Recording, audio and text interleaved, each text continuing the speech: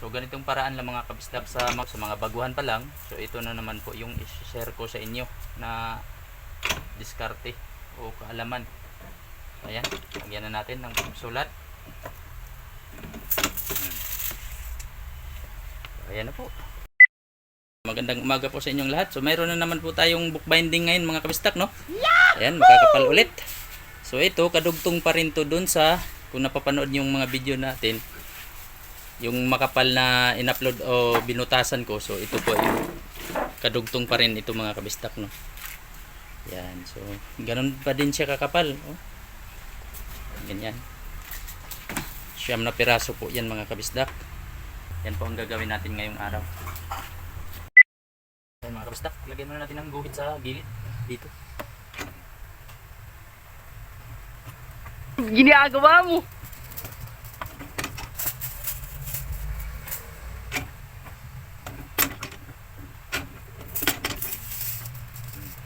So ayun na, may guhit na sa gilid, oh. Ating pangkilid, oh. Ngunit ito, may guhit po tayo dito kung saan natin ipapatama itong kanto. So ito po yung guhit natin, yan. Sundan lang natin yan para pantay po yung sulat dito sa magkabilaang gilid. Tapos tulak natin. Yan, saka natin. Siguro bandang baba lang natin to kasi tatlong line lang naman ito. So bandang baba na lang natin ipatama itong pangalan. Yan, tulak pa natin. Yan. Tulak. Tulak. Yan. Yan po mga kabisdak, no. Paano ba tayo mag-stamping ng makakapal? So ayan po, nasa 4 inches po ang kapal nito. Pag ganito nakakapal mga kabisdak, depende kasi yan kung anong pagsalang niyo, ganyan. Ito, yung sa ilalim ay lumampas or nakaganito. Yan. So ako kasi, pag nagsalang ako ganito yung ganyan. Yan.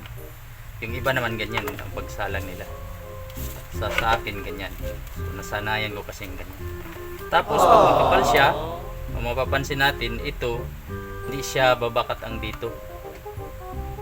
Kasi yan, baga ito kasi mas makapal dito banda, eh.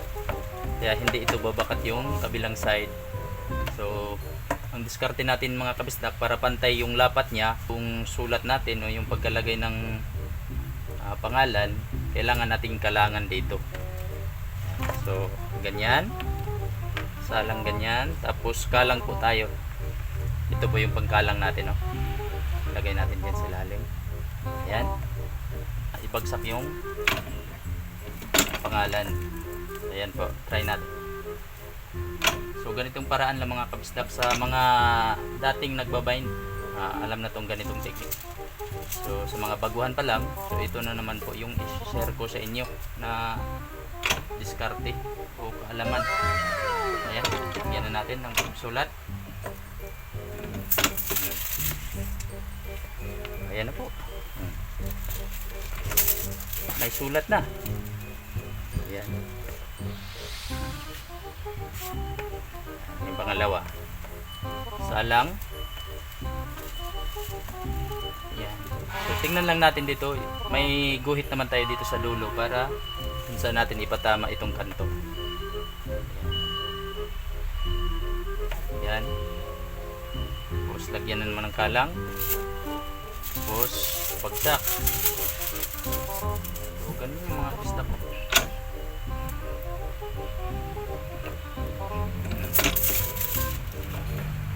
Okay kayo, di ba? May pangalan na. So 3 bagsak ko yan pababa. 1 hour later. So ayan na po mga kabisdak, no? Ayan. So 3 linya lang po yung sulat natin sa harapan. So okay na po yan. Mayroon din po siyang sulat sa gilid.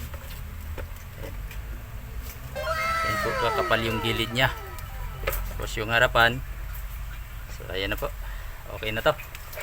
Alright.